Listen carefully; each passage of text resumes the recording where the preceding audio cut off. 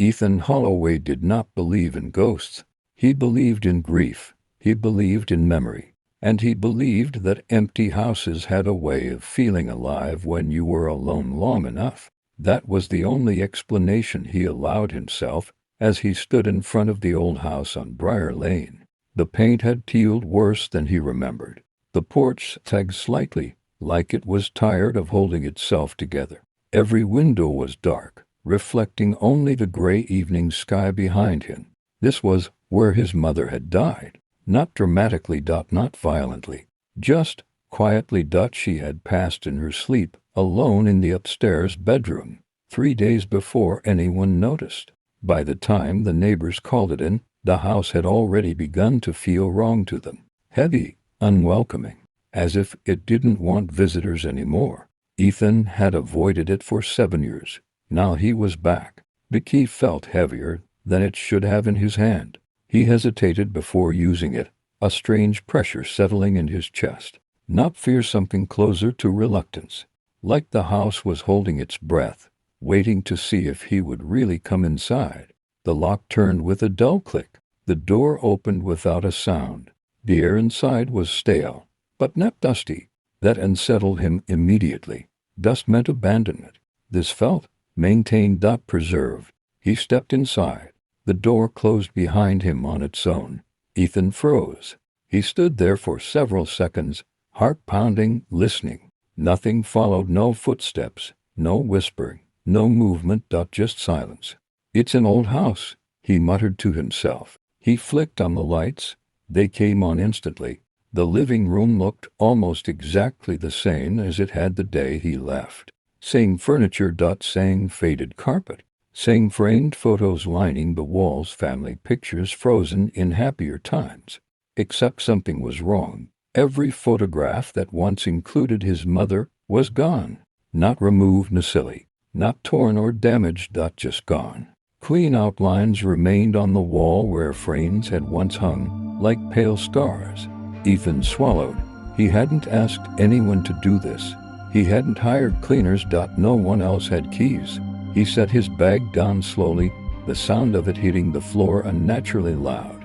The silence pressed back in around him, thick and watchful. That was when he heard it. A sound from upstairs. Not a footstep, not a creak, a chair sliding gently across the floor. Ethan stared at the ceiling. His first instinct was denial. Old houses make noise, wood contracts, pipes shift, but chairs don't slide themselves. He took a breath. Then another. I'm just here to sell the place, he said aloud, his voice echoing strangely. That's all. The house did not respond, but the pressure in the air shifted subtly, unmistakably, as if something had just leaned closer to listen. The first night Ethan slept on the couch that night, not because he was afraid of the upstairs bedroom though he was, but because something about the staircase unsettled him deeply. The way it vanished into shadow. The way it felt, expectant. Sleep did not come easily. When it did, it came with dreams.